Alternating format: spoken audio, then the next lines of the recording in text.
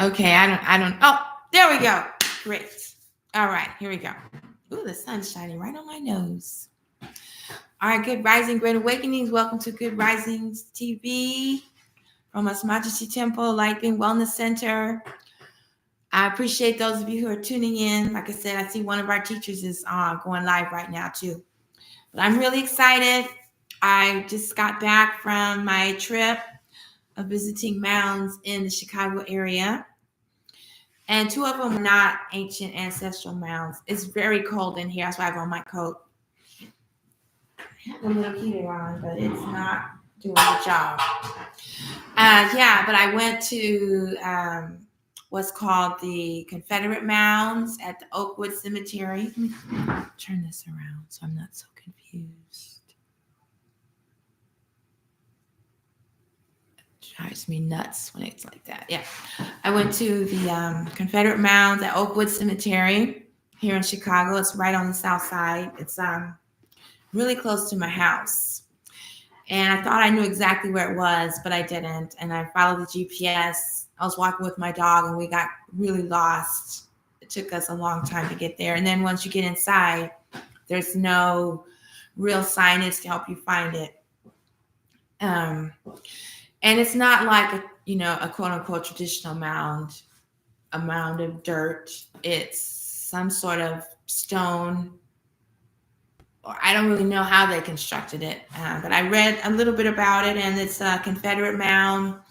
Was established a few months before the Civil War broke out. I guess they were anticipating a lot of dead bodies. And most of these were prisoners of a Camp Douglas prison. They were prisoners of war. And after the war, they just reinterred the bodies twice, I think. But it was really weird to be there in my neighborhood on the south side and see all of the Confederate soldiers that were buried there and their families, and then the huge mound that was the memorial to the prisoners of this Confederate War. And I learned the history of the area that Chicago was basically inhabited by Confederate soldiers and their former slave owners. So that was really interesting to be there. It was very cold. It started raining as soon as we found the mound. So I didn't get to do everything that I wanted to do, but I was really glad to be there. Oh, my glasses.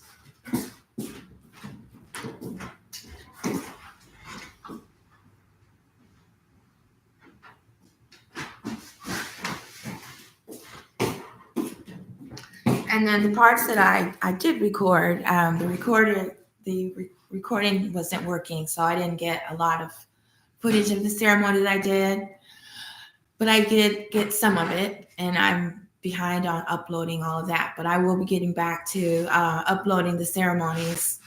But I mostly did some prayers for forgiveness, not like saying what happened was okay, but just that we can start, you have to release the toxic energy that's stored. And when I say forgiveness, it means giving that toxic energy back to where it came from. And then also forgiving the ancestors for whatever it is that they did and whatever we're doing, that we deserve this treatment. Because I don't just put the blame on the perpetrators. Something in our, we're going by Natarian or Kemetic spirituality, something in our past in this lifetime, our past lifetimes, and then our ancestors' life and their past lives. So something in our past made it so that those atrocities took place. And there's a lot of people that don't agree with that, but that is the Kemetic way of looking at trauma and adversities and tragedies like that. Okay. And then the next mound I visited, I went to what is called a Schiller Park Mounds. And again, I have pictures and videos I haven't shared yet. Just been super busy. And that is a mound near the O'Hare Airport in the Chicago area, and it was built by contemporary Native Americans. Now, I was really excited when I found out about this because I had just watched a video by We Know the Truth Now, who's going live right now, of course, same time I am. And he was talking about the twins, the hero twins. And we had been, reading about it during these little sessions together, the hero twins. And, my whole, what I'm attempting to do is to make correlations between the what's called TaMeriKan cultures or the Natarian cultures that existed here. I just got into this bickering with another practitioner that's convinced that this Kemet is here. This is the original Kemet. And I'm tired of bickering with people. But anyway, finding the correspondences between the culture here and the culture over there. That's my passion. That's what I enjoy doing. I'm not making any claims or don't have any receipts. This is just something that I'm curious about, and I believe it's true, but I don't have the receipts yet. So that's why I wanted to go there, right? And so, because we were talking about the hero twins, the serpent mound, the serpent twin mound, and there's a photograph at the website of the sign that says serpent twin mounds, and it looked pretty big by the pictures. I thought it was, a substantial mound, and the American Indian Center and some other organizations got a grant in 2019 to create this mound. But it was a garden. I saw them plant, I saw pictures of the plants and the rows that they planted in. And I expected to find, at this time of year, I didn't expect to find flowers or plants, but I expected to see, how a garden looks in March in Chicago. And I thought it was going to be in the shape of a serpent twin mounds. I thought it was going to be like two serpent mounds. And when we got there, hardly anybody there knew where it was. They didn't even know about, when I called the office, they didn't even know there was such a thing. And it was a spring equinox, and it was signs about a ritual at 1 p.m. or ceremony. I never did find it. We started ours at around 12. But it's not serpent twin mound. There was 3 mounds, 3 crescent mounds, and they would fit inside my pyramid. They're really small, maybe 10, 15 feet, maybe 2 or 3 feet off the ground, and no signs of it being planted or anything. No plaque, no sign, no indication or anything. It was very strange. It was the first day of spring, and it snowed that morning. So we set up the sound healing station and everything, and did a ceremony for the Spiral Dance Medicine Wheel ceremony, which is an offering of Cosmology Temple based on the Hopi prophecy. I know a lot of people that are into TaMeri or claiming Aboriginal Americans, which I have no problem with that, but they discredit the wisdom and knowledge that the indigenous people and subsequently Native American people have carried. So I still find value in that. And so according to the Hopi prophecy, in these days or times, the indigenous people of the 4 directions will come together and share their teachings. And when we put them together, we'll have the truth. So that is why I'm doing this work, making these offerings and the ceremonies to help bring that into manifestation. So I realized some people may not even know about the Hopi prophecy, so maybe I could find something on that really quickly here.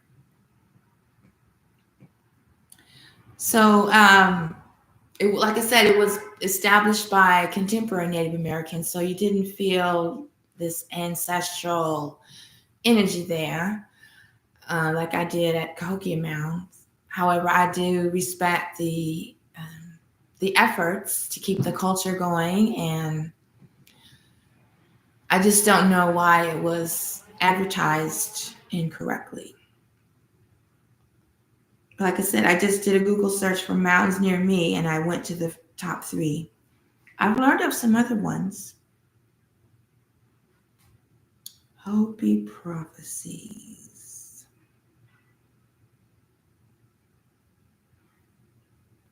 Okay, let's see if I can find something quickly on this.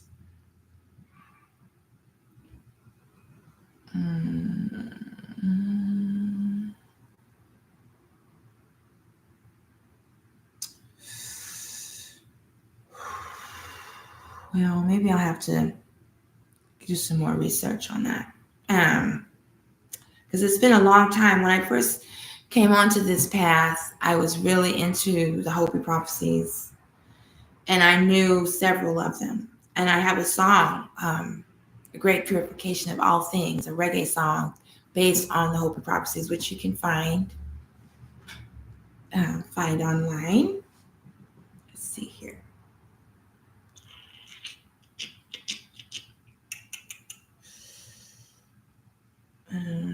It's more on the culture, not the prophecies. Well, let's see. What I remember about it. Here we go. The Hopi prophecies. Here, this is about the prophecies. Okay. Let's see what this say. In 19. Oh, let's see. Okay. Yeah, I couldn't remember the gentleman's name. Thomas Banyasia and Martin Gashwasoma were our Hopi elders. This is from 1990. When I first learned about the Hopi prophecies, probably 97, 96 is when I first learned about the Hopi prophecies. See if he has anything on this.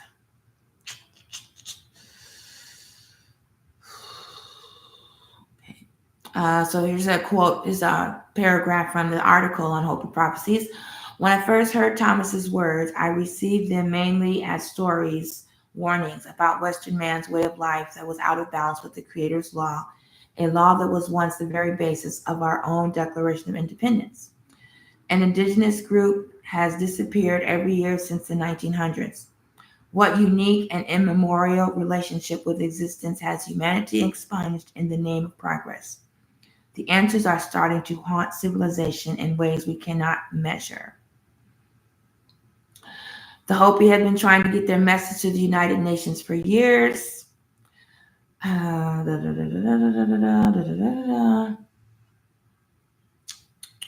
on, get to the juicy part. I thought he would list some of them. Okay, well, all I can. No, he's not telling me. He's just talking about, and that's the thing about certain websites. They don't tell you what they are. Hopi prophecy list. There we go. Okay. Okay, this is better.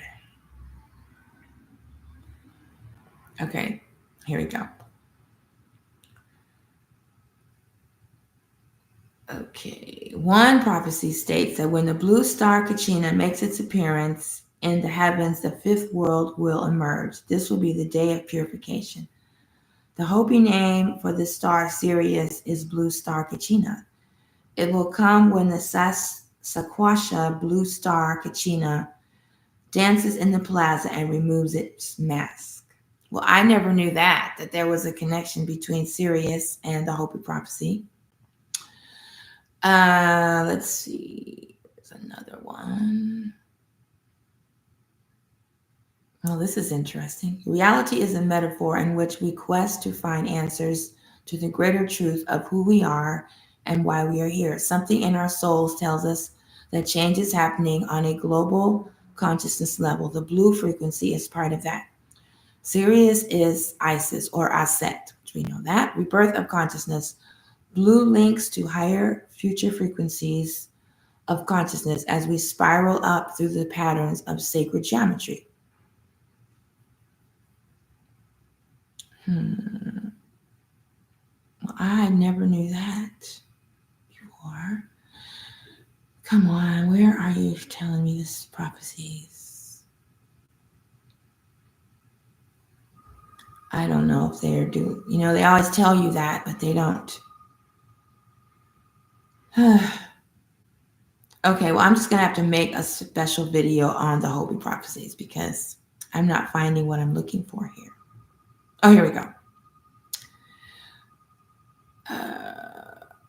Okay, the Hopi were told that after a time, white men would come and take their land and try to lead the Hopi into evil ways. But in spite of all the pressures against them, the Hopi were told they must hold to their ancient religion and their land, though always without violence.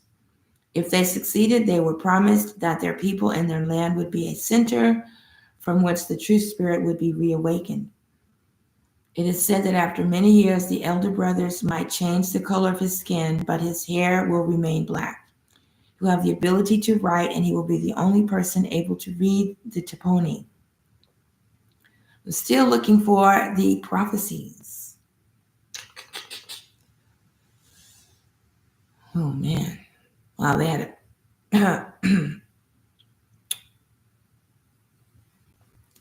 When the great purification is near, the helpers will shake the earth first for a short time in preparation. After they shake the earth 2 times more, those are referring to the world wars, they will be joined by their true white brother who will become one with them and bring the purification day to the world. All three will help the younger brother, the Hopi, and other pure-hearted people to make a better world. In the prophecies, the 2 helpers are designated by Hopi for word for population, as if they were large groups of people. The Hopi were warned that if these 3 great beings failed, terrible evil would befall the world and great numbers of people would be killed. However, it was said that they would succeed if enough Hopi remained true to the ancient spirit of their people. The true white brother and his helpers will show the people of earth a great new life plan that will lead to everlasting life. The earth will become new and beautiful again with an abundance of life and food.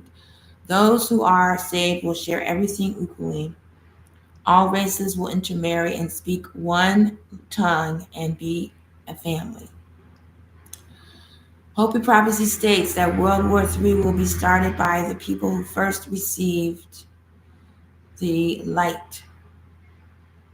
China, Palestine, India, and Africa. When the war comes, the United States will be destroyed by gourds of ashes, which will fall to the ground, boiling the rivers and burning the earth where no grass will grow for many years, causing a disease that no medicine can cure. This can only mean nuclear or atomic bombs. No other weapon causes such effects. Bomb shelters will be useless, for those who are at peace in their hearts already are in the great shelter of life. The Hopi have prophesied that Turtle Island could turn over 2 or 3 times, and the oceans could join hands and meet the sky. This seems to be a prophecy of a pole shift, a flipping of the planet on its axis. The Hopi call this moment imminent condition, and that of society today, Kwaskwasi, which means world out of balance, a state of life that calls for another way. Well, I was okay. That was their description. This is finally the Hopi prophecy. So I'll do that another video some other time. I had not come across the part about intermarrying. Hadn't come across that before.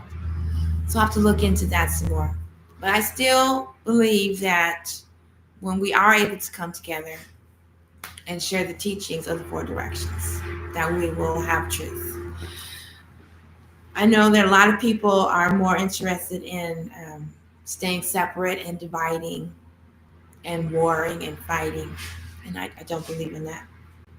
But I do believe the original people were black or melanated, aboriginal, and I'm holding to it. I'm sticking to that. Okay, so that was the Schiller Park mound, and then after we left the mound, we went to the Fountain of Youth. It's a pump. There's no big signs or anything. If you're in the Chicago area, it's worth the drive out towards O'Hare to the Schiller Park Fountain of Youth, and you just take your big jugs of water and pump and fill your jugs with fresh spring water. I don't know how often I'll be going out there, but it's definitely worth going out there to get water. And even if you don't live near Schiller Park, let me see if I can save this. There's a website. See if I can find it here. Spring. Oh, well, thank you very much. Spring near me. Let's see. Find a spring. Oh my goodness. Thank you very much. I really appreciate you sharing your generosity. Oh, find a spring. Let's see. This is it. Yes, okay. Findaspring.org. Let's see if you can see it. Findaspring.org, and you just type in your zip code, and then it will direct you to the local spring in your area. So that was really exciting. The Schiller Mound was a bit of a disappointment. It's advertised as, a really big thing. I know they abandoned it a few years ago, maybe during COVID. I don't know.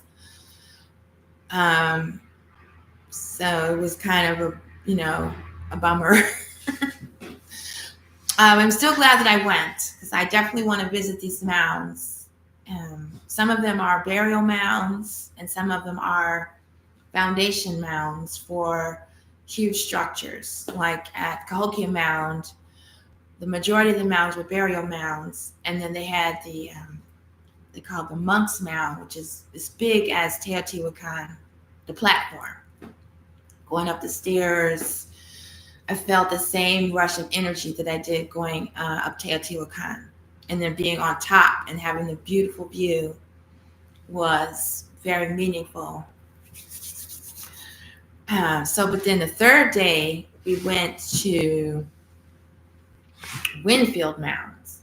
Now that mound, we both felt the energy, my assistant. We definitely felt the ancestral energy. However, if you go to Winfield Mound, you must know that there's no community center, no office, there's no parking lot, there's really no way of knowing where to park. The GPS had us going in circles around the mound, saying we were 3 minutes away inside of a development, where there's big houses and cars and Suburbans, and no way to get in that we could find. Oh, there's a question. What is under the mounds? Yeah, like I was saying, some of them are just dirt, like if they're the foundation for a temple or a site. Some of them are burial mounds, so there's someone buried under the mound. And then I've seen video or photographs of a mound that you could go inside. It was an actual temple space inside. They did rituals inside. So they're all different.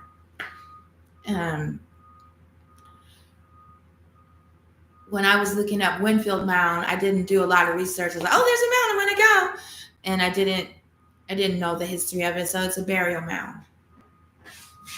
And when you if you decide to go to Winfield Mound, you just pull over on the side of the road on Winfield Road, park your car, and just get onto the trail. It's a limestone trail. And there was a plaque or a sign that said, "You're a third of a mile away from historic Winfield Mound, the most imminent archaeological discovery in DuPage County." And it talks a little bit about the mounds, but it doesn't say where it is, how to get there. So we started walking on the trail, assuming there'd be like a big sign telling you where to find the Winfield Mound. And we stopped at a location that had a nice energy, and we noticed bird seed on the ground and some other weird things. I saw like a circle of tree trunks, and but I didn't see anything over there. And my dog Sybil, she was walking in that direction, and the GPS, it said, you know how it has a little blue circle where you should go, but it had like a green line into the middle of nowhere. And we just didn't pay attention because the signs were there. We didn't pay attention. So we walked around the whole park 2.5 hours. We asked people if they knew where the mounds were. One man obviously lived in the area for a long time. He says he's only found it one time, and he didn't remember where it was. And we asked other people. They said they didn't even know there was a mound in the area. One man was embarrassed. He said he's lived there like a long time and didn't even know there was an Indian mound there. And this was a melanated man. And then we asked some other people. They says, no, we don't know where it is. This was after 2.5 hours. And then finally a woman said, oh yes, I know where it is. She said, you just go past the sign, the first introductory sign, take the first right and follow that little trail and you'll find it. And I said, but we were just over there. We didn't see anything. So we now this is something that popped into my head. This is like ancestors pop into your head, or your intuition activates after you walked around for 2.5 hours following a device, right? That was the lesson. We were following our device and we weren't following our intuition or heart. So the signs at the entrance said, you're a third of a mile away from the most historic site in DuPage County. So I said, well, set the tracker or whatever for a third of a mile. And when we walk a third of a mile, we should be there. I didn't even know you could do that. But she did. And she said, okay, we're a third of a mile from the entrance. And we looked around and said, this is the same place that we stopped at. Because we stopped because there were walnuts. We're picking up walnuts. And there was bird seed, like someone had put bird seed out there. And my dog was like already to the area. And we're like, come on, Sybil, we got to go find it. So when we looked this time, we saw 2 trails that had been covered over with branches, and we just didn't pay attention.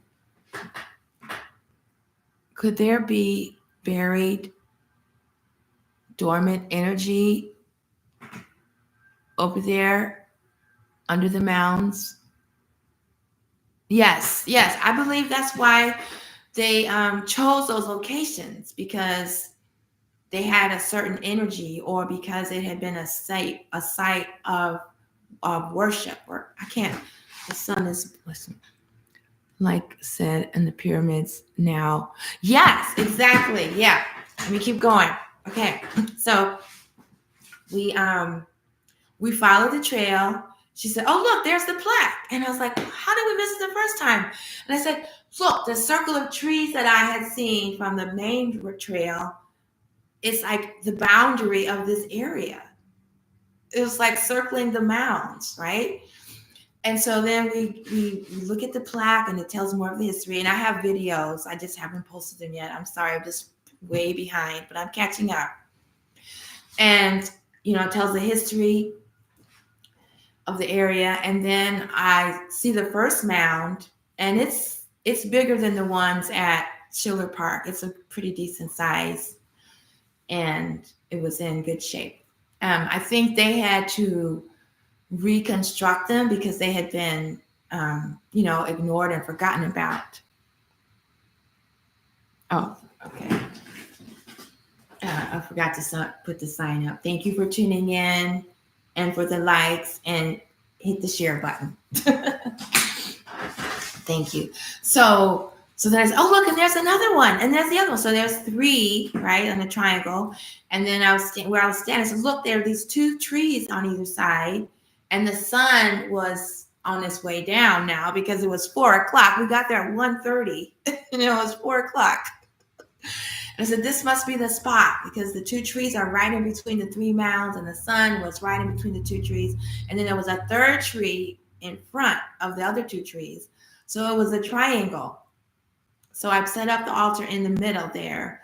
And the energy there was phenomenal. I couldn't believe it.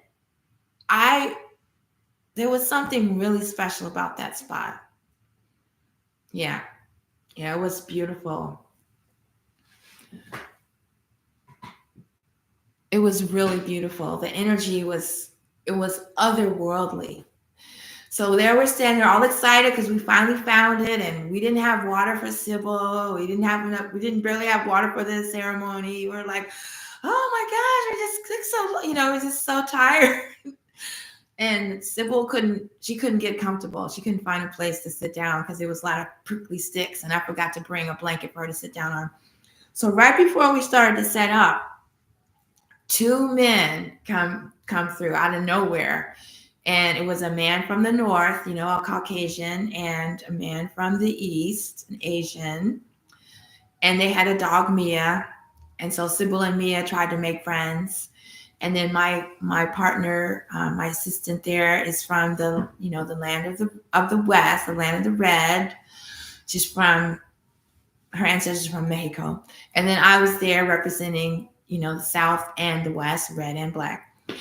And so we had representatives of the four directions. So that was I was like, oh my God, this is so amazing. I was so excited. And so we did the ceremony, and it was beautiful. It was too windy for me to set up the chimes, so I didn't play the chimes very long.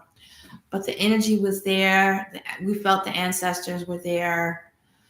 Like when we left Schiller Park Mound, I had worried if the offering had been accepted by the ancestors, and because we had packed up the car and we were getting ready to go to the water fountain, and I looked up, and there's a sun dog around the sun, a rainbow around the sun, and that is a sign that the ceremony was accepted. The offerings were accepted. You see it at the moon, like when you do a ceremony at night, there'll be a ring around the moon. And then if you do it during the day, there's a ring around the sun. So that was my sign for that one. But back to the Winfield Mounds, the energy there, it was, I don't know, it was just joyous. It wasn't like, oh, so sad this person is buried here. And it's like, I think it's in alignment with the comment made by the viewer that maybe something is under the mound, under the energy to provide that energy. I don't know. I don't know what technology exists, because of the recent findings. They found technology under the pyramid at Giza, the Khafre pyramid. I don't know what was making that energy. We were not in 2025. It wasn't. It was phenomenal. I'm still buzzing from the energy. And the transmission for me that day was different because usually I was fired up, angry. I'm still like kind of pissed off, annoyed, and perturbed at how things are for Indigenous people, the four directions. I don't know if I'm not like looking forward to the day when all the people intermarry. There's only one race and only one language. I really like diversity. So I'm all about coming together and sharing and being together. But what can I say? I'm mixed. I'm a mix of three, maybe four. There might, I've seen photographs of some people from the Philippines visiting my ancestors in the 1800s. So who knows? But I really like diversity. But I do believe that the time is coming when the people of the Four Directions will reclaim their roots and come together through the teachings, through the wisdom teachings. Like I didn't know that the Hopi prophecy had anything to do with Sirius. I had never read um, that aspect of the prophecy. So it just further confirms the work that I'm trying to do. Well, the work that I'm doing. But anyway, the ceremony, when I got to the chimes, usually I chant the names of the Neteru with the chimes and then their aspects. But since it was so windy, I did things a little differently than I usually do. And the last message that came through was about love. And to remind me that, um, even though the work is to bring Indigenous people, Aboriginal Americans, who are the Black people on every continent originally, together, or to help activate them to remember on their own in their own way, I still have anger or frustration, or like when it's cold or you're reading about people experiencing injustice at the hands of the oppressors, I still get angry. And I remember the teaching from the Robinson Rancheria in Northern California, the Bloody Island massacre. There was one survivor. She was she was a 4-year-old girl. She survived this massacre and then grew up and repopulated the whole area with Pomo Indians, who are way more melanated than me. They have really curly hair and really broad noses, and don't tell them that. They don't want to hear that. But anyway, her message after everything, because they still have a canon from the massacre, her message is forgiveness. Forgiveness. Forgive them because they're ignorant of their own divinity, which is the same message from Kemetic spirituality and the Natarian practices. When I first came into the teachings and I was still dealing with trauma from my assault, they were like, I have to forgive. And I was like, how do you forgive someone for that? You say you have to forgive them because they're ignorant of their own divinity. You have to forgive them because they're ignorant of Ma'at. They don't even know about Ma'at. So how can they follow Ma'at? And so it took me many moons, but I understand that now, that when I went to the Confederate mounds, they're definitely ignorant of the divine. They're ignorant of humanity. So how can I project my values onto them? And that only causes more trouble for me, for my own healing, to remain angry and bitter and stuck in the ego, like the person I'm bickering with on TikTok, who says she's a Kemetic practitioner, and she's, this is Kemet. America is Kemet. And I'm like, Kemet's in Africa. This is TaMeri. It's all Natarian. Let's stop bickering. Let's stop fighting. But so I was really surprised when the message came out that, it's about love. Like, the reason I'm doing the ceremonies is because I have a great love for life and love of divine and love of Indigenous people from the Four Directions, not just the ones that look like me. I have a great love for humanity and nature, and just to remember that. That's why I'm doing like all of these things, is because of this great love. And I do despise evil, and I despise wickedness, and I despise anything that goes against Ma'at. But even that is out of love. So that was a big reminder for me, a lesson. I'm talking about reflecting on the lessons. So the lessons were to trust yourself, not depend on the GPS. If the GPS says go left, but your intuition is saying it's right there in that circle of trees, and your wonderful wolf dog is like already there, leading you there, you might want to consider. And then another lesson I learned is, when you're doing ceremony, everything isn't always going to be perfect. Like the timing, like I wanted to start at a certain time because I had to get home to do something else that evening. And, obviously that wasn't the way it was going to go. Oh, thank you so much for, I can't see this. The sun is shining right in my eyes here. Ulsen, thank you very much for joining the team. So learning to trust myself more and not the GPS.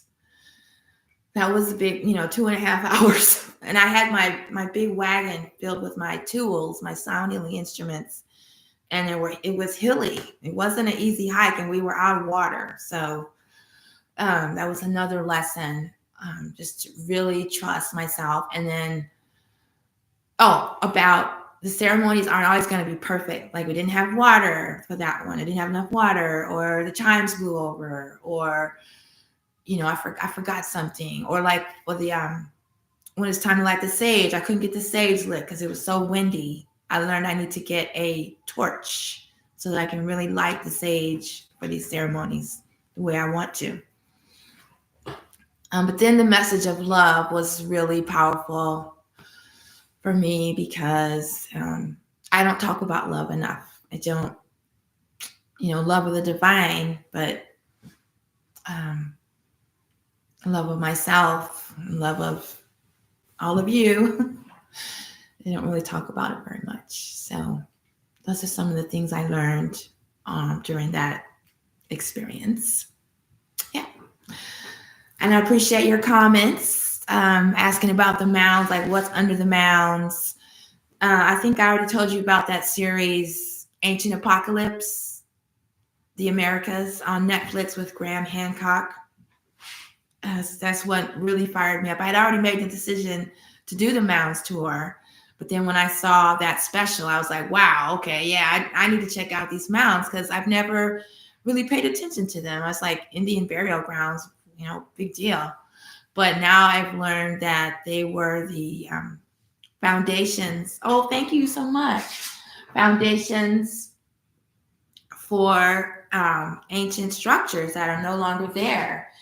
And that, when they ever talk about the Mississippian mound builders, they're talking about us, talking about our ancestors, not just Native Americans who I didn't identify with when I was younger.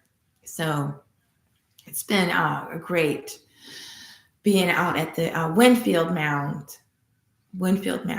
It's just, it's not far from O'Hare Airport. But just like my friend she was reluctant to just pull over on the side of the road because, she didn't know if it was legal to park there. But we saw the people parking there. So my next mound experience is coming up on Sunday.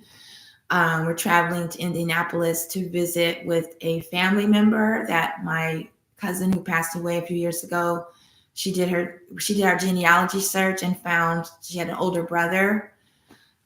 There was rumors that her mom, my aunt, had given up for adoption, and she never talked about it. So my cousin found her brother, and then his daughters asked if they could keep the records for a while to make photocopies, because my cousin did a genealogy search, and I've never looked at it because I always just wanted to visit with Karen. I never wanted to just read all these papers. So my daughter and I were going to go get the records and go visit the Indianapolis mounds. Oh my goodness, there's lots of activity going on over here. Thank you so much. Thank you. I'm trying to read your name. Ulcern.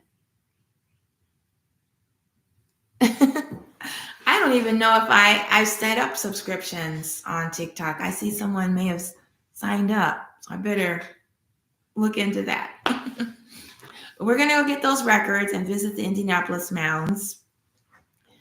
And then I'm planning to go for the summer solstice to Ohio for the Serpent Mounds. Yeah, it says that you subscribed. I didn't even know I had subscriptions. I better do something about that, huh?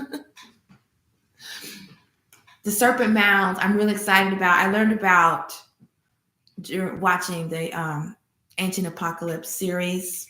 On the summer solstice at sunset, the serpent is laid out on the ground with the mouth open, and there's like a seed there that he's swallowing. However, when the sun sets on the summer solstice, it appears to go right into the serpent's mouth. And so some people are like, oh, it's not accurate. It's a few degrees off from the serpent. And that's due to precession of the equinox, right? Because the sun has shifted. So I'm really excited to visit this marker. I've the video or the documentary, and I've read that the other the serpent, the courage of the serpent align with the equinoxes and the winter solstice as well. And I've just been hearing about more and more mounds. I learned about another mound in Oklahoma that I'm planning to visit, the Hero Twins mounds, and I want to visit them when something is going on in Gemini, because it represents the constellation of Gemini. Oh my goodness. Why did we live life off beliefs when the facts are so much different from what's believed? Content. Why do we live off beliefs when the facts are so much different from what's believed? Content. Could you elaborate? Maybe I'll invite you as a guest. Yeah, let's see what you have to say about that.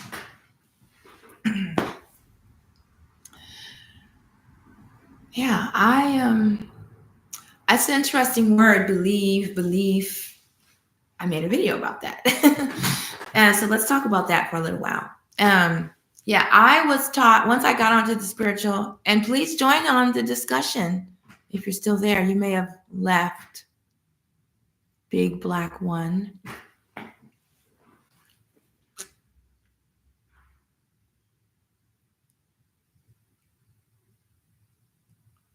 Okay, yeah. So I don't like living off of beliefs personally. When I first came into the truth, I was taught that to believe means that you really don't know. And so I did not use that word for almost 30 or 40 years. I would not use I believe or beliefs. And then when I started to develop my gifts of manifestation, because I have manifested some pretty big scenarios or events or things, but I want to get I want to get better at it. I have something really huge that I'm striving to manifest. And one of my teachers taught me that you have to believe that it will work. So believe is a verb. It's not a noun. Belief is a noun, but believe is a verb. So when I say I believe, I'm talking about some knowledge that came from inside of me, and I am projecting it out into the universe as a tool of manifestation. Yeah, so it's different to have a belief and to believe, because I'm a manifester, and if you don't believe in manifesting, then it won't work, or it'll be less effective, or it'll take longer. Because I manifested things when I didn't even know myself. I didn't trust myself. I didn't know anything. My first manifestation started when I was 14. Someone gave me a diary with just a book. It was a book with just lines for journaling or for a diary. And I had never seen a book like that before.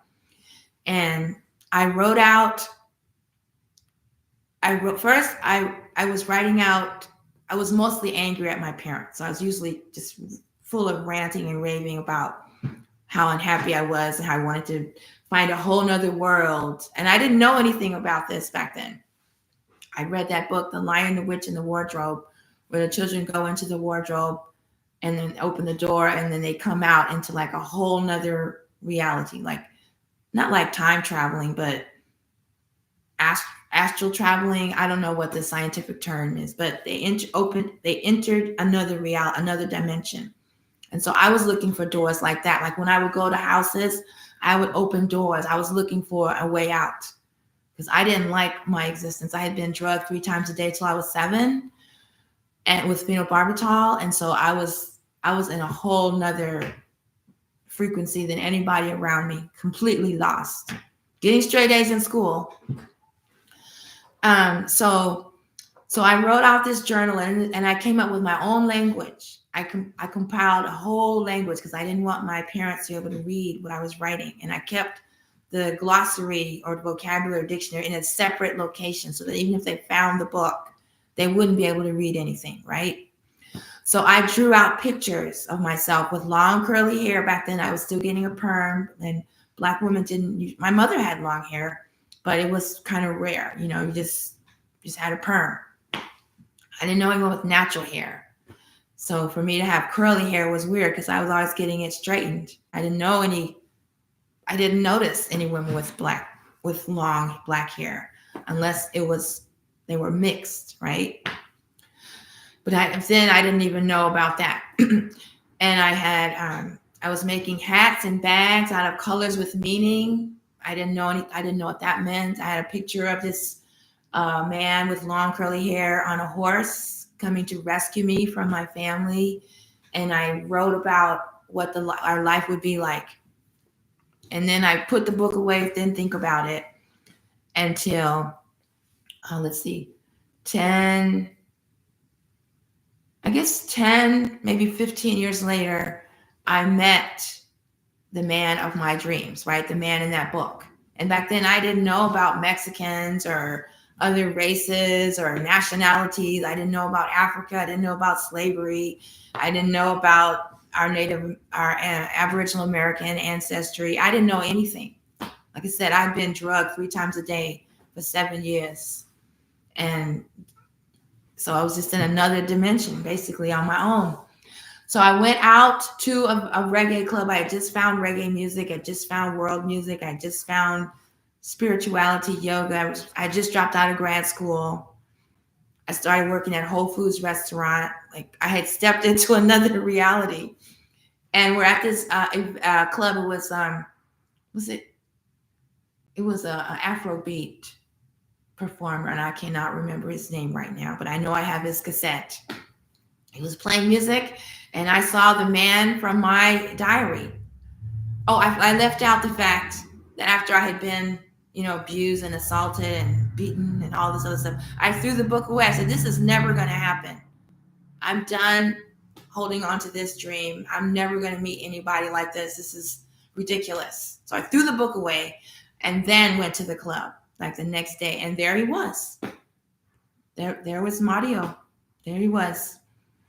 And so we started our life together, just went off on this whole adventure. And that was a huge manifestation. It took 13 or 15 years to manifest because of my ignorance.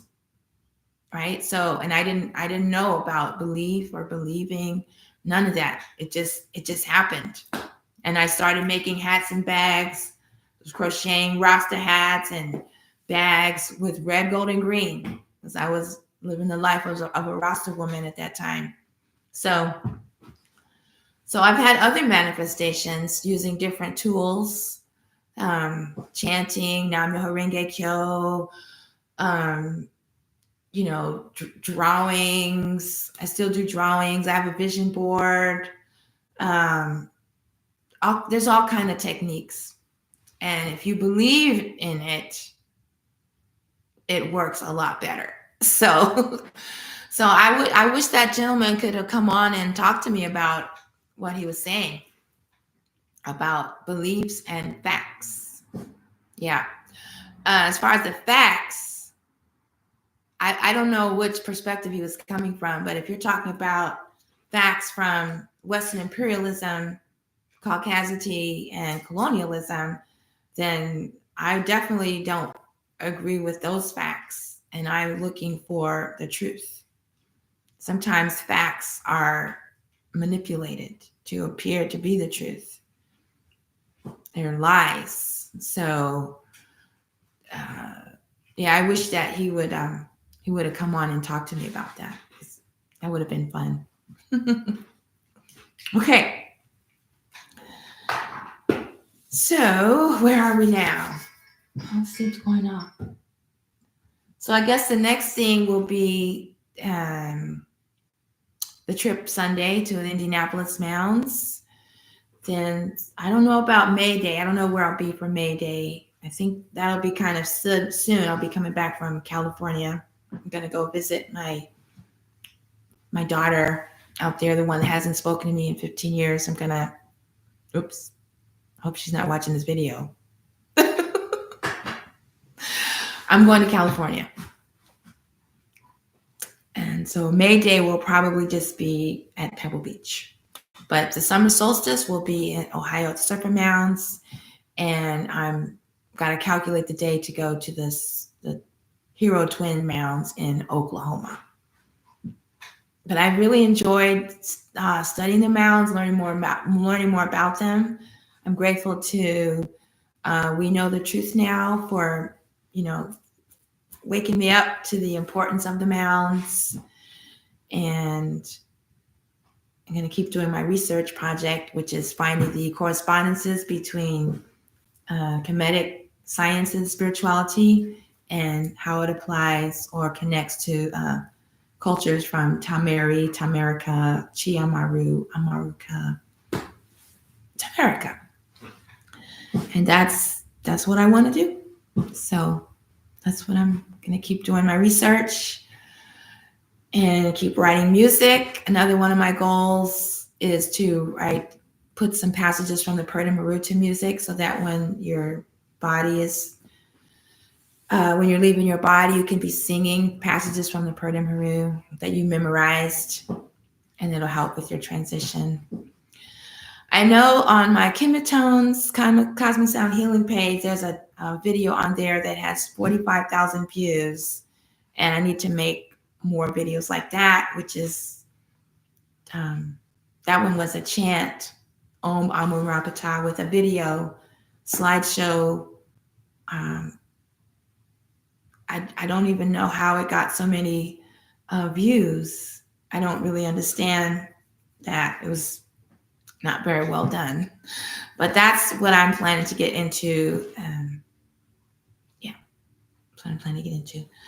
So we have a little bit of time here before I have to stop. So I got a couple of books here I've been reading from. I'm visiting the mounds. So for this visit, for the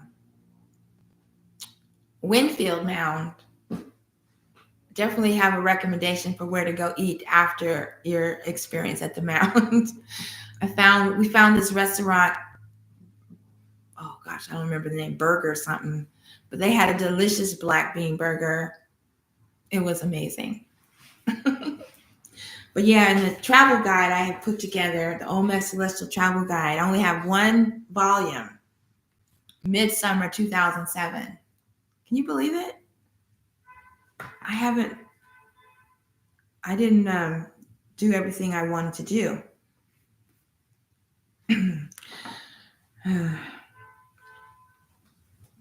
Keep traveling and writing more books, travel guides. Okay, so it looks like we left off here. So this is a travel guide based on the book When Rocks Cry Out by Horace Butler, who has lots of information that's really inspiring and educational and fun, entertaining. Linking the stories that we associate with the Bible to have happened here in TaMeriKan, North Central and South America. That's why I can't believe that woman is on my case about how this is Kemet and I need to know the history and I need to do this and I need to do that.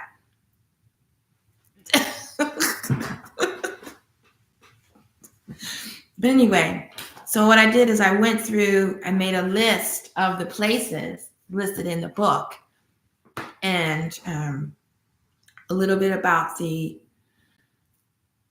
context. And then my vision or my idea is I was going to visit all these places and write a travel guide. And I still can, I'm only 63.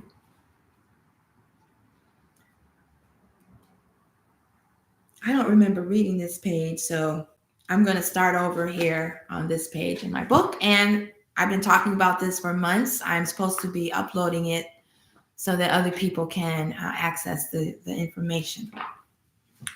Okay, so this is about Mount Sinai and the Exodus, the biblical account.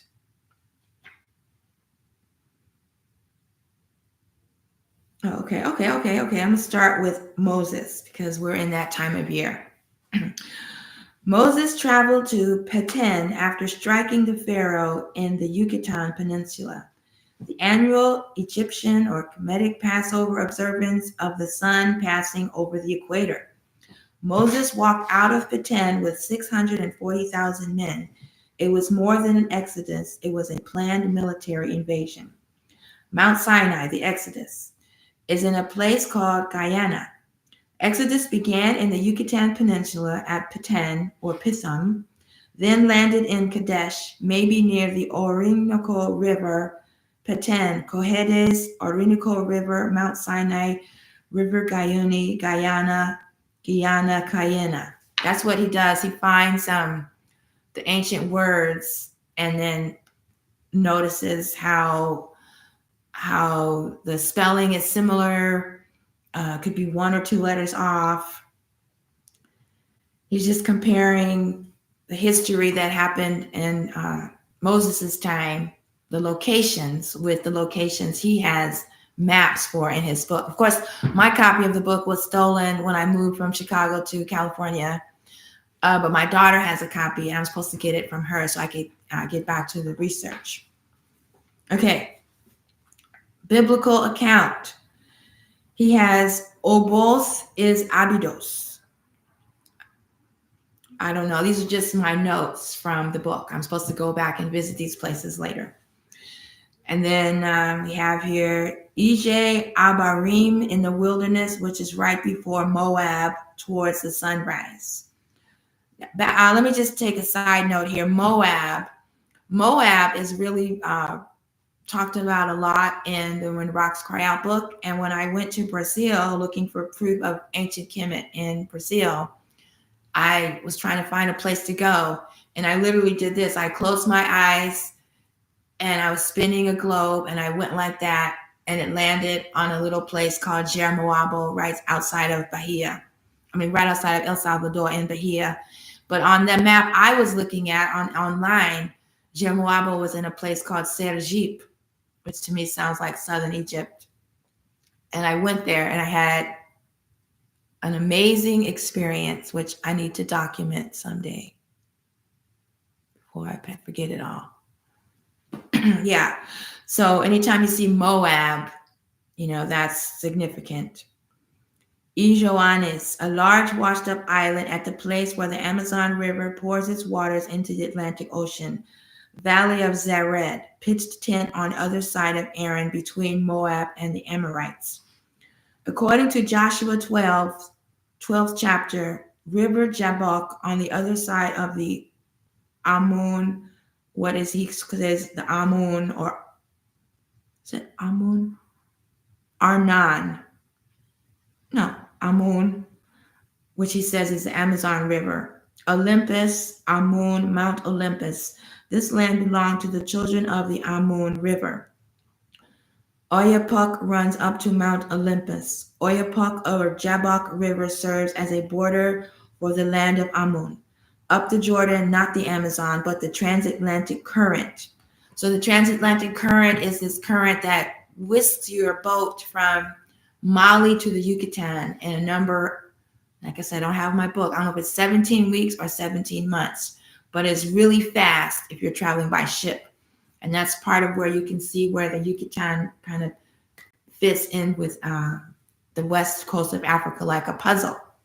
So that's what he's doing. He's just pointing out similarities. Because if you read Jewish, not Israeli, Jewish scholars of Jerusalem, the land of Jerusalem, they will tell you that all the stuff they say happened there in the Bible, there's no archaeological evidence of any of that stuff taking place. Like Horace Butler points out, and like I said, I haven't read the book in a decade, but I remember this. He'll say that, for example, like they'll say there was a battle here and they set up a memorial and then they took 20 paces to the left and 30 paces to the east or whatever and set up this and did that. And so the archaeologists will say there's no evidence for that. But then Horace says if you go to these places I'm reading to you from my notes, you can see there was a battle here and they set up a memorial and then they traveled to the east for 3 days or, whatever the words are. And so there's evidence saying that the things that they claim happened over there happened over here. And then people went over there to Jerusalem and Egypt and set up a memorial to the life or the events that happened over here on Chia Maru. So that's the foundation for this research that I'm doing. And then the work with the spiral dance medicine wheel is to show how it's really one culture expressed in many ways by different people whose looks changed over time, but we were originally one people. Of course, there's clones here now and, other entities here. I'm aware of that too. But as far as the humanity, we have to find a way to work together if we want to defeat this frequency or this force that has us like under a spell or in a trance, like in the Hopi prophecy. One thing I do remember, and I gotta make a video on Hopi prophecy. That's what I gotta do. They say there'll be people, walking, but they're shells. They don't have a soul. There's nothing inside of them.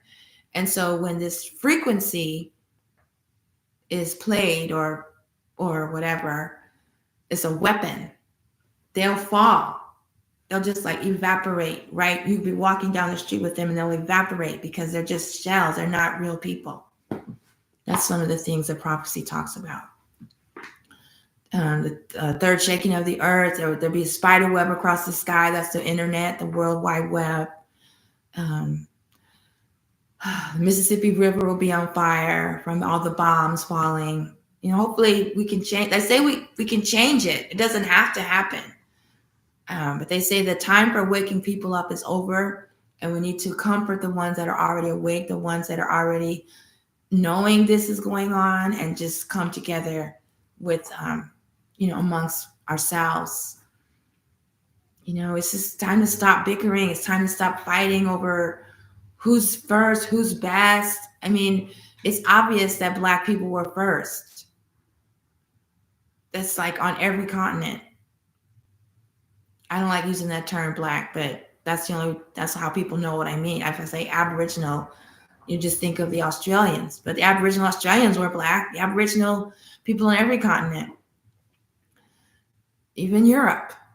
So if we can, like the Japanese Buddhism says, if everyone traces their own roots back to the first person, then we're family. It's just ridiculous to have so much hatred over how somebody looks, or trusting someone because of how they look and not trusting someone because of how they look.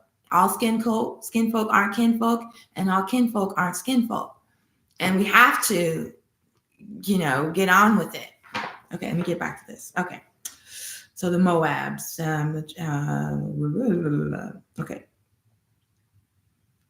Okay, the transatlantic current, that's where I left off.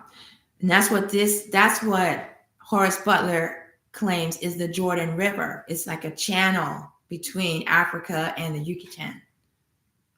And that the people are one people, just on different sides of this water. It took the Hebrews to the northwestern coast of Africa up to Bashan and Ehe. Modern maps, Ebri and the Grand Basum, shore of Ivory Coast. Sihon, king of the Amorites, who dwells in Haran, defeated King Og at Edrei and Bashan, headed back to South America. So, according to his research, they were battling across this current. It's probably like brothers fighting each other, like that ridiculous situation in Ethiopia and Eritrea. Their cousins had a fight, and so their nations have been fighting each other far too long. Okay. Jericho, the original Jericho in Brazil, Maranhão Piani. And we talked about Piani and Pianki earlier. Jerichoara, passage of the Atlantic. On page 170, he says Hebrews ran out of Egypt, then ran back into Egypt and took the country. But he's talking about in Brazil, not in Africa.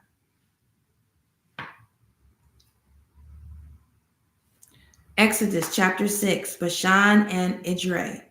The Hebrews had taken the land in South America from south of the Amazon River to the Jabbok River. He says that he's got the story in the book of Numbers. The Hebrews went to take land from a king called Og at a city called Edrei and a place called Bashan. The Hebrews turned and went up the way of Bashan. Atlantic Ocean. Strong equatorial current called the Jordan went up to Bashan, which ran down to South America. Going up to Bashan would take the people to where the equatorial current, the Jordan, was coming from. To go up the Jordan towards the sunrise would take the people of the Exodus to the western coast of Africa. Up the current takes you to cities called Edrei and Bashan. Modern maps call them Ibri and Grand Bassam off the Ivory Coast. Follow the people of the Exodus from South American settlements of the Amorites and the Moabites to the shores of West Africa. So that's what he's calling the parting of the Red Sea. He's saying it's that current between the Yucatan and West Africa.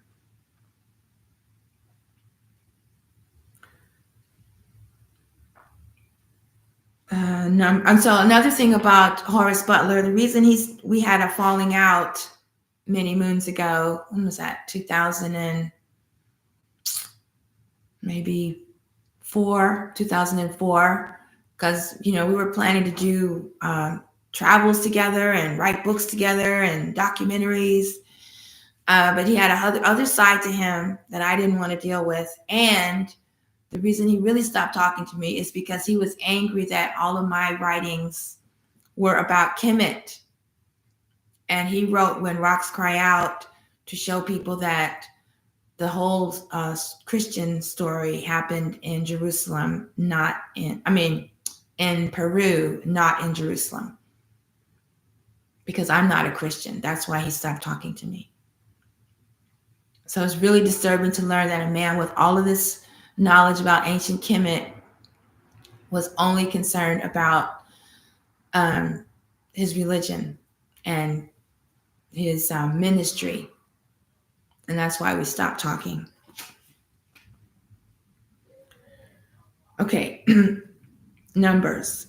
Hebrews turned and went up the way of Bashan, and Og, the king of Bashan, went out against them, he and all his people, to the battle at Edrei. So I guess he's encouraging you to go, if you still have a Bible. I do. I still have a Bible, my grandmother's.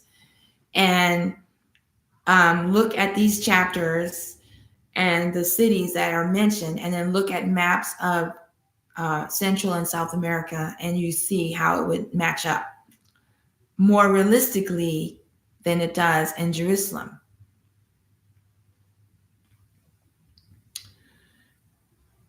Went out against them, he and all his people, to the battle at Edrei. The Lord delivered them unto Moses and all his people and his land.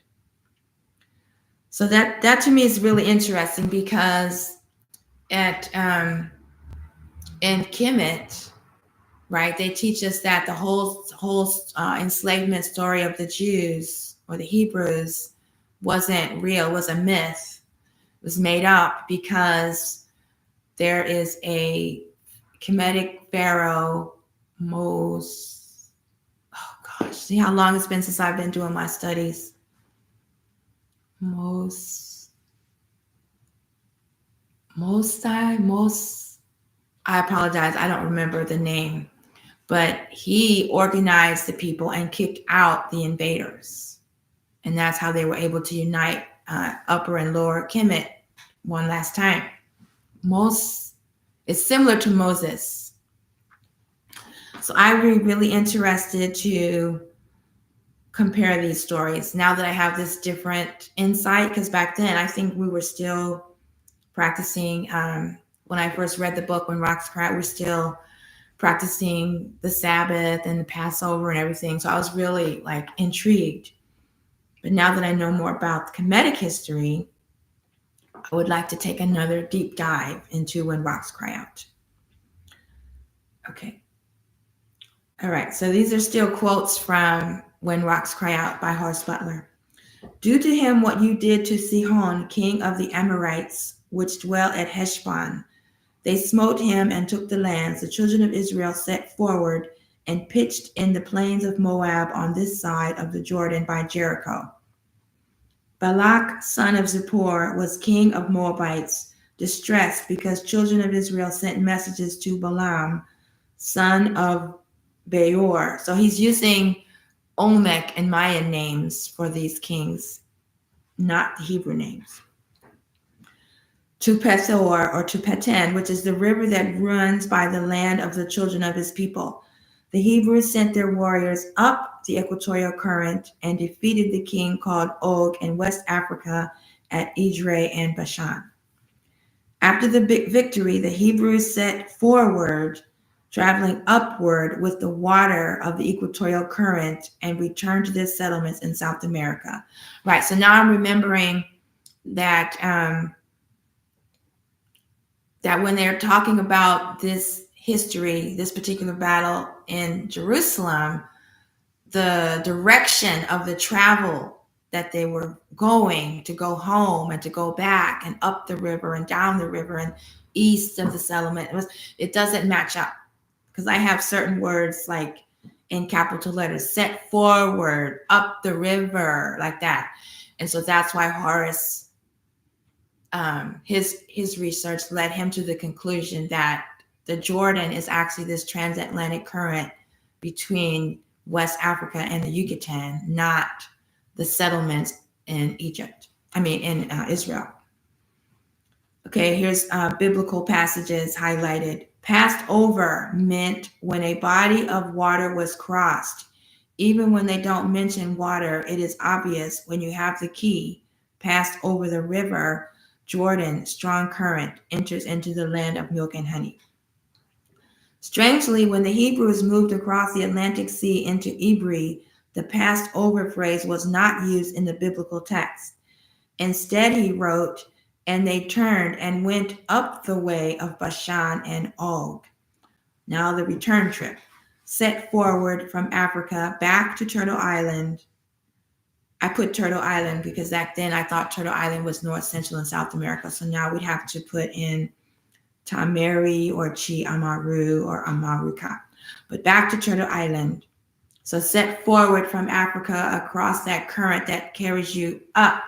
It doesn't just take you across, it takes you up to the Yucatan Peninsula.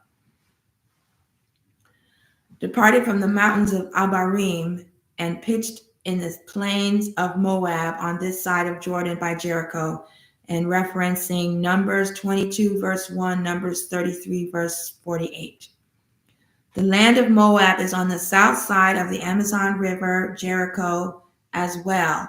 When Amazon meets Atlantic Ocean, trace your finger southward on the Moabite side of the river and you end up in Brazil, Jericoana. And that is how I chose the place to go, Jeremoabo, because the Jericoana and Moabs. So like I said, I need to write about all that before I forget.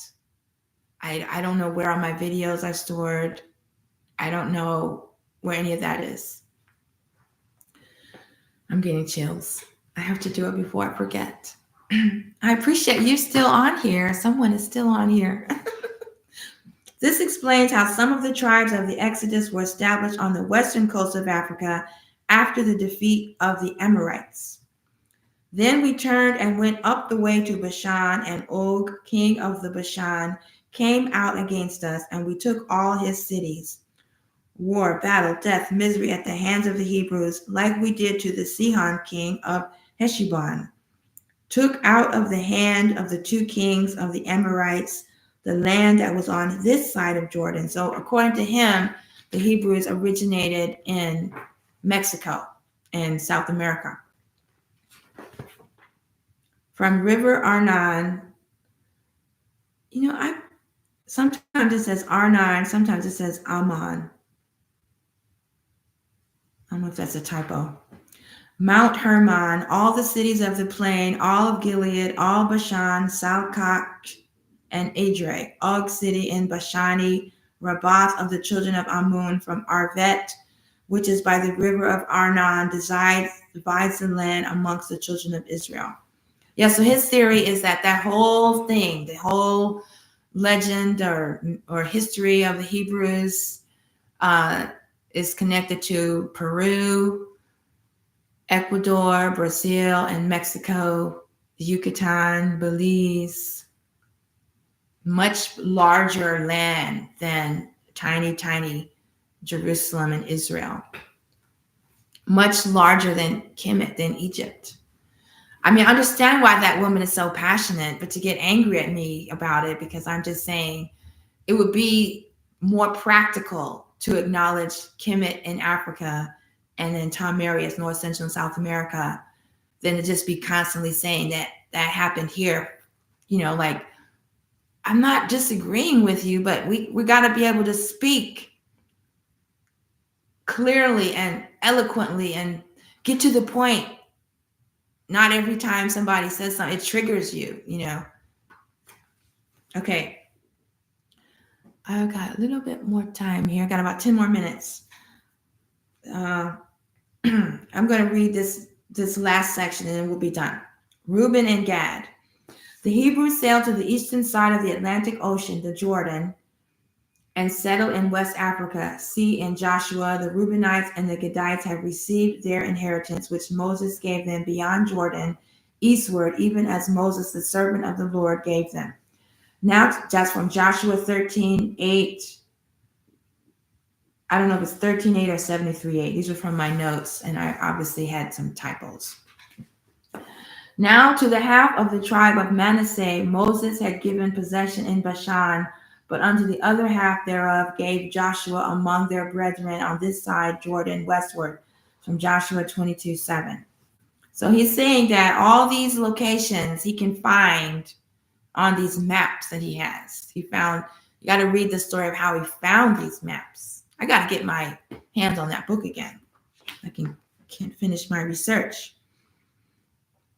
But I know what it is. I got called into learning more about Kemet than about the Hebrew history. And so this is really interesting to me, but I'm going to stay focused on developing the spiritual technology of Kemet that I learned that changed my life and apply it to the TaMeriKan, Olmec, Toltec, Lakota, Cherokee ancestral knowledge. I don't want to get sidetracked because this is fascinating. Okay, here we go. Now the tribes called Gad and Reuben claimed the land in Africa, eastern side of the Atlantic Ocean. Near the end of the Joshua account, the writer moves the Hebrews back onto the western side of the Atlantic, where they plant the root of a nation that became known as Israel. Route of the Exodus. Oh, and that's from page 167 of When Rocks Cry Out. Route of the Exodus, page 168, When Rocks Cry Out. Began in Petén, region of the Yucatan Peninsula, moved through Central America and into Colombia, South America. From Colombia, the Exodus moved eastwards, arriving at the region called Kadesh in Venezuela. Heard the Peruvian army was too strong, decided not to invade, so Exodus headed for the east coast of South America. But the armies from Guyana, Sinai would not allow the millions of people in the Exodus to pass through Guyana along the Caribbean coast. The Exodus was forced to turn into Brazil in order to reach the eastern coast of South America to reach Africa. The Hebrews reached Amazon River, I don't know if it's Arnon River or Amon River, and followed the waterway to the east coast of Brazil, settled, took land on the north side of the Amazon River, and eventually invaded West Africa, establishing cities there. The Exodus moved southward out of Egypt, not northward. And of course, by Egypt, they're talking about South America. Hebrews' invasion of Egypt. Hyksos were the Hebrews.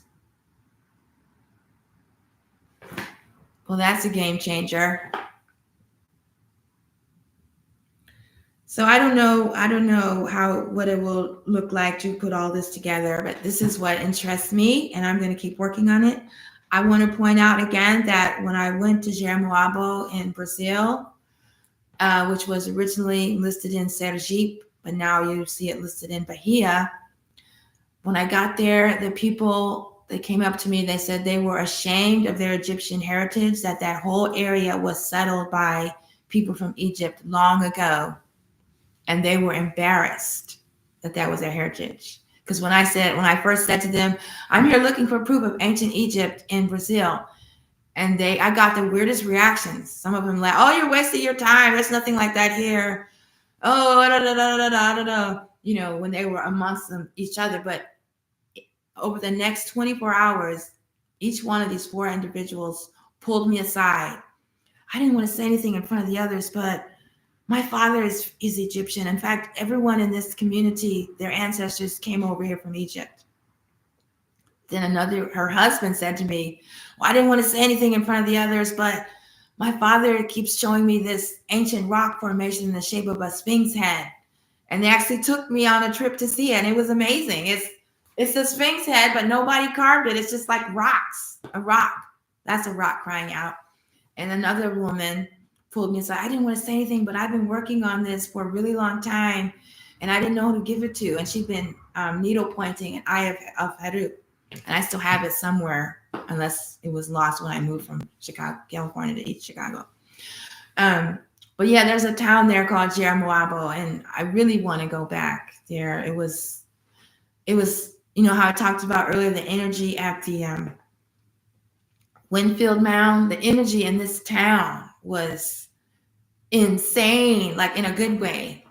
There were a lot of Christians there, of course, but the majority of the people practiced the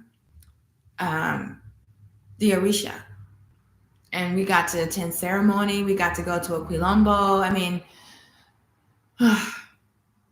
and I didn't get to go back. I was supposed to go back, but I didn't get to go back. So anyway, that concludes the section on the Exodus from When Rocks Cry Out, my notes from my book, Olmec Celestial Travel Guide.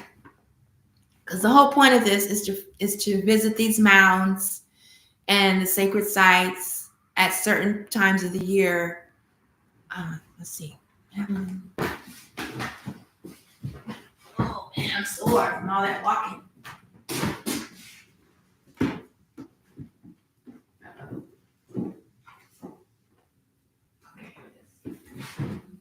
Oh man, I'm really sore from sitting down. Gonna have to do some yoga. The other book that I'm going to be publishing soon with notes on the Quechua culture from Peru that has their ceremonies that take place in alignment with the Milky Way and the eclipse crossing. They have ceremonies in accordance with the motions of the Milky Way and the eclipse. And that is why the solstices and the equinoxes and the mid-seasons are so important, because that is when they line up. Those are points of alignment between the ecliptic and the Milky Way. And we learned from the Maya that the Milky Way and the ecliptic make a clock. And that is the clock that I want to get back to. That's why I'm doing all this. It's inspiring me to get back to this research. So I appreciate you for sticking around and participating in these live streams. I'm somehow making time for these, but I'm not making time for my research. So I've got to do better about that. Back to the music and the research. So thank you again. I'm amazed that there's people still here, and I'm really grateful for that. And I assure you, I'm going to do what I said I was going to do, which I haven't done yet. Got all these bookmarks. Okay, I'll just put it in my phone. That I'm going to work on the video about the Hopi prophecies, and what was the other thing? I guess publish the books. Yeah. Okay. I don't need to make another one. Okay, I'm going to do that. I'm going to make a video. After I upload all the videos from this trip, I will work on the video about the Hopi prophecies and then get back to the books. Okay.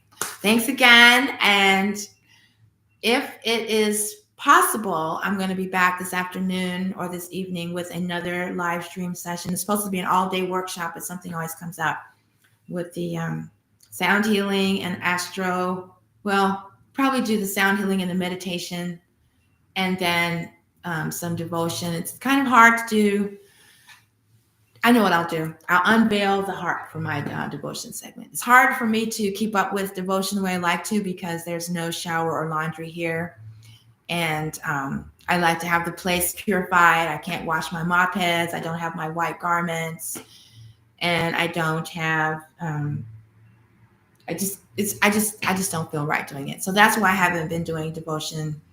But supposedly the shower is getting fixed this week.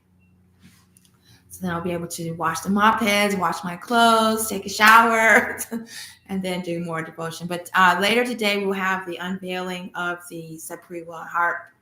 The original was stolen August 12, 2023, and was finally able to get another one from Louis Africa in Ghana. So we'll do that tonight. Okay, and I will work on getting the rest of the videos uploaded. Thank you so much for staying till the end. I really appreciate you, and I love you. There you go. That's what the last meeting, the last live stream, a medicine wheel ceremony was for me. Is just express love, not just truth. To a hatap. Thank you. Uh-oh. Thank you.